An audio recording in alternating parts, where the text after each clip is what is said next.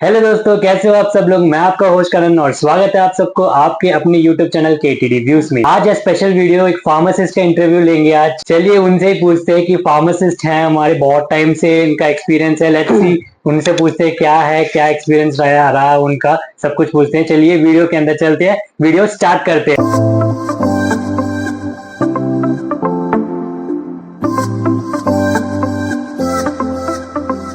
Hello sir, please आपका नाम बताइए। मेरा नाम अंकुश है। ओके। और मैं एक फार्मासिस्ट हूँ। ठीक है। मुझे इस फील्ड में रहते रहते 15 साल हो गए, जिसमें मैंने अपना स्टडी और मेरा एक्सपीरियंस दोनों ही मैंने काउंट करा है इसमें। ओके। अभी फिलहाल में मैं जो वर्किंग हूँ, मैं अपना सेंट्रल गवर्नमेंट में वर्किंग कर रहा हूँ एज अ फार्मासिस्ट। ओके। ये तो बहुत ही अच्छी बात है। हमारे लिए एक और टॉपिक मिल गया, सेंट्रल गवर्नमेंट में कैसे पहुंचना है वो पूछ लेते हैं। चलिए वो बाद में पूछते हैं। तो वीडियो कंटिन्यू देखो आप, एंड तक आपको बहुत कुछ नया सीखने को मिलेगा। फार्मासिस्ट का लाइफ क्या होता है और क्या क्या स्ट्रगल्स वो लोग करते हैं और क्या क्या है, सब कुछ हम जानेंगे। चलिए सर, आप प्लीज मुझे आपका लाइफ जर्नी के बारे में बता सकते हो, एंड कैसे आपने कोर्स वगैरह कैसे किया, क्या किया। सर बेसिकली मैंने जो अपना जो कोर्स करा है, ये मैंने अपना एक पॉलिटेक्निक होता है, पॉलिटेक्निक के थ्रू मैंने एक कोर्स करा था। ओके। तो वहां से मैंने कोर्स करने के बाद मैंने कुछ अलग अपनी स्टडीज कंटिन्यू करी थी। ओके। फिर उसके बाद मैंने अपना बैचलर्स भी करा है। ओके। देन फिर मैंने उसके बाद मैंने ज्वाइन कर लिया था जॉब अराउंड 2013 के अराउंड मैंने ज्वाइन कर लिया था। स्टार्टिंग से आप सेंट्रल गवर्नमेंट में रहे। हाँ, मैं इसी में ही वर्किंग हूँ। Okay, very good sir, very good, बहुत अच्छी बात है। चलो अब मुझे बताइए कि क्या स्ट्रगल है फार्मासिस्ट लाइफ में, कैसे मतलब कि क्या प्रॉब्लम्स आप फेस करते हो फार्मासिस्ट, एज अ फार्मासिस्ट।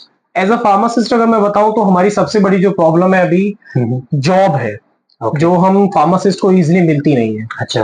उसका बेसिक रीजन ये है कि हमारी जो गवर्नमेंट है, फार्मासिस्ट को कभी एज सच इन्होंने लीडिंग रोल में कहीं रखा ही नहीं। ओके। क्योंकि मैंने काफी जगह विजिट भी करा है, मैंने कई गवर्नमेंट हॉस्पिटल में भी देखा है। ओके। जहां मैंने ट्रेनिंग करा था, मैं उसका नाम नहीं बता रहा कहाँ मैंने ट्रेनिंग करा था। ठीक है। जहां मैंने ट्रेनिंग करा था वहां पे जो मेडिसिन था वो फार्मासिस्ट ना डिस्पेंस करके अदर स्टाफ डिस्पेंस करता था।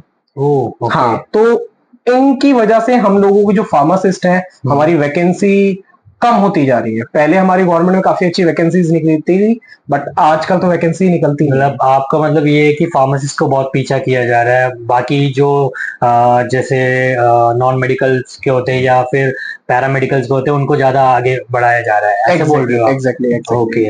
ऐसा क्या रोल है फार्मासिस्ट का, क्योंकि शायद इन लोगों को भी नहीं पता होगा कि फार्मासिस्ट का ऐसा क्या रोल है, क्यों उनको आगे रखना चाहिए, क्या ऐसा क्यों है? क्योंकि मैंने भी बहुत जगह सुना हुआ है, जैसे फॉरेन वगैरह में एक फार्मासिस्ट जो है, बोला जाता है कि एक फार्मासिस्ट बहुत मतलब सबसे टॉप में होता है, डॉक्टर से भी आगे फार्मासिस्ट को माना जाता है, ऐसा करके मैंने खुद सुना है। तो शायद इंडियंस को नहीं पता होगा, तो मैं आपके थ्रू से उनको बताना चाहूंगा। जी बताइए। एक्चुअली देखिए, इसके दो रीजन है। जी। दो रीजन, फर्स्ट ऑफ ऑल तो ये, एक तो हमारी गवर्नमेंट, जिसे मैं स्पेशली बोलता हूँ, जी।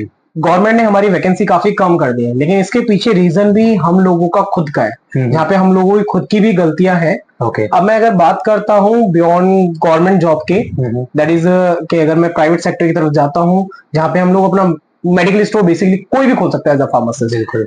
बट हम फार्मासिस्ट का एक नेगेटिव पॉइंट ये रहता है कि हम लोग अपना ही लाइसेंस रेंट पे दे देते हैं, जिसकी वजह से कोई एक क्या अनएजुकेटेड बंदा है, जिसे टेक्निकल है ही नहीं, वो बिल्कुल मतलब फार्मेसी के बारे में उसे कुछ एबीसीडी कुछ नहीं आता। ओके। एंड स्टिल उस जैसे बंदे को इन लोगों ने लाइसेंस दे देते हैं रेंट पे, और वो बंदे मेडिसिन डिस्पेंस करते हैं पेशेंट को। इसकी वजह से काफी चीजें मतलब नेगेटिवली बहुत आती सारा है। गलतियां भी हो जाता है, जिसकी वजह से मैंने भी बहुत देखा, केसेस वगैरह आता है, पकड़े जाते हैं। हाँ, जी। अब इन जैसों की वजह से ही हमारा फार्मासिस्ट की वैल्यू कम होती जा रही है, और उसका फायदा हमारी ऑफ कोर्स गवर्नमेंट भी उठाती है।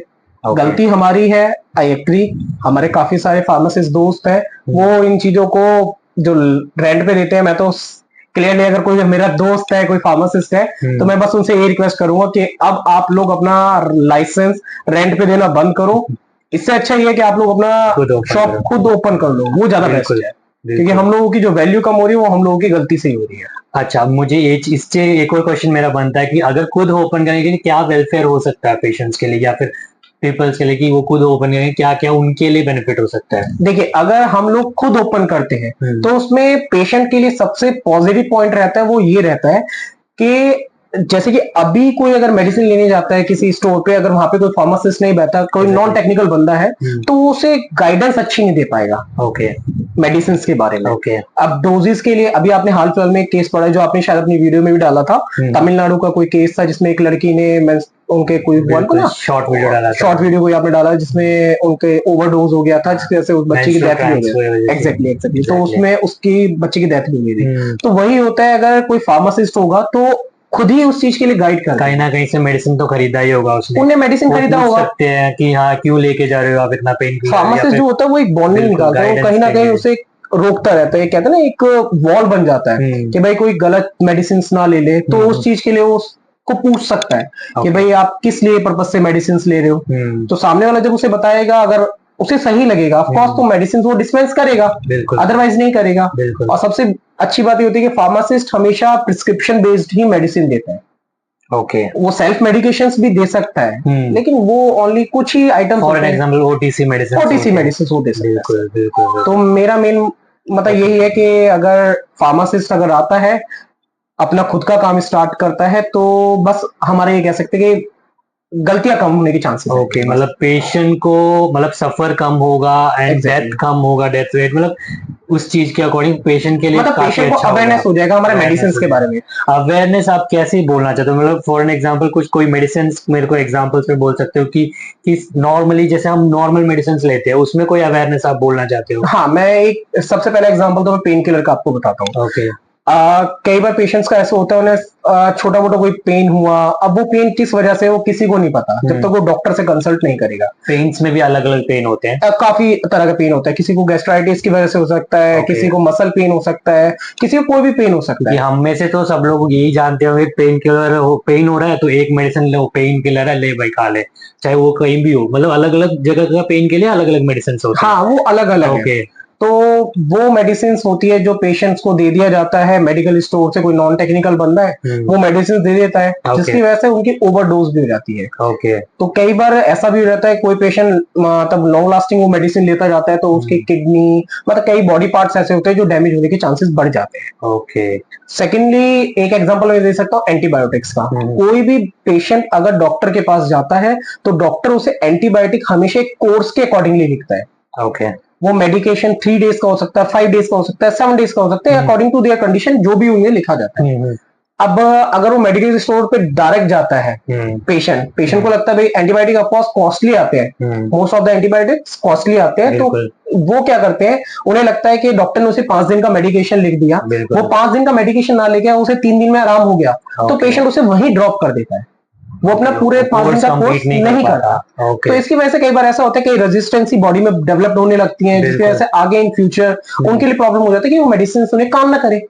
तो इस तरह की अवेयरनेस पेशेंट्स में आना बहुत जरूरी है। और शायद हो सकता है कि वो एंटीबायोटिक ऐसे का है कि उस टाइम के लिए उनको रिलीफ मिल गया और आगे चल के उनको फिर से प्रॉब्लम आ जाए। एग्जैक्टली हो सकता है, बिल्कुल हो सकता है। बिल्कुल ओके ठीक है। और कुछ आप अपने तरफ से कुछ बोलना चाहते हो? बस मेरा तो ऐसा कुछ नहीं है, मैं इतना जानता हूँ कि हमारे फार्मासिस्ट जितने भी भाई हैं उन सबका बस यही हम चाहते हैं कि भाई किसी भी तरीके से जॉब ज्यादा से ज्यादा निकले, तो ऑफकोर्स फार्मासिस्ट का थोड़ा वेलफेयर होना चाहिए। बिल्कुल जो भी पैरामेडिकल्स का है उनका ज्यादा जॉब्स निकलता है, बट फार्मासिस्ट का मैंने भी बहुत काफी कम जॉब्स का मैंने नोटिस किया कि मतलब ऐसा है कि हॉस्पिटल्स में वैकेंसी नहीं है। हाँ बिल्कुल, या फिर जॉब्स निकाल नहीं रहे, बहुत है ऐसा कि वैसे एक्चुअली मेन तो उनका वैकेंसी ही नहीं होता, वैकेंसी ही बहुत कम निकलता है।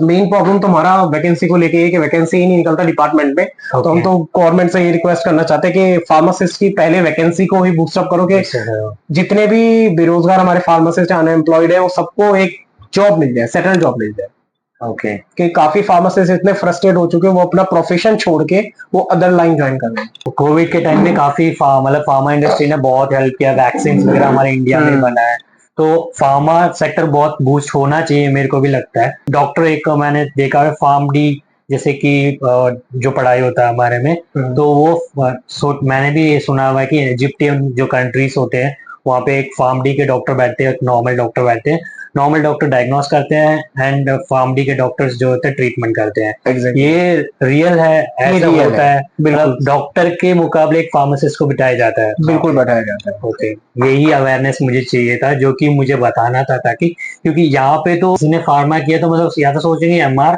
या तो मेडिकल शॉप वाला, सिंपली यही लोग सोचते हैं। मतलब लोगों का ना सोच इससे आगे नहीं बढ़ रहा फार्मा का। वो एक अपनी सीमित ही एक सोच बन चुकी है सबकी, बिल्कुल कि वो बस यही सोचते हैं। बट फार्मासिस्ट अगर चाहे तो बहुत कुछ कर सकता है, लेकिन उन्हें मौका मिलना चाहिए। मौका मिलना वो मौका ही नहीं मिल रहा हम लोगों को। बिल्कुल। और कुछ आप हमारे सब्सक्राइबर्स को बताना चाहते हो? सब्सक्राइबर को और जो भी हमारे व्यूअर्स हैं, मैं उन्हें बस एक चीज ये कहना चाहता हूँ कि आप लोग भी कभी भी कोई भी मेडिसिन अगर लेते हैं तो वो मेडिसिन हमेशा किसी एक वेल एजुकेटेड डॉक्टर से ही कंसल्ट करके लें। बस मैं यही चाहता हूँ आप लोगों से, क्योंकि आप लोगों की हेल्थ ही अपनों के लिए सबसे बेस्ट है। बस बिल्कुल बिल्कुल। Thank you so much sir, बहुत अच्छा लगा आपसे मिलके। Thank you. और बहुत कुछ मैंने भी जाना सीखा और आप लोग भी बहुत कुछ सीखे होंगे, मुझे उम्मीद है। बाकी ऐसे वीडियोस देखने के लिए मेरे चैनल को फॉलो करो और सब्सक्राइब करो। और आपको क्या कुछ पूछना है तो आप मुझे कमेंट में भी बता सकते हो। कुछ भी आपको अगर डाउट होगा आप पूछ सकते हो। बाकी इन्होंने भी फॉलो कर रखा है मेरे चैनल को, तो ये मेरे को आपके कमेंट को रिप्लाई वो वहां से चेक करके कर देंगे। ऐसे ही इन्फॉर्मेटिव इंटरेस्टिंग वीडियो देखने के लिए मेरे चैनल को सब्सक्राइब करिए और एक और नया वीडियो में मिलता हूँ। तब तक के लिए take care and bye bye.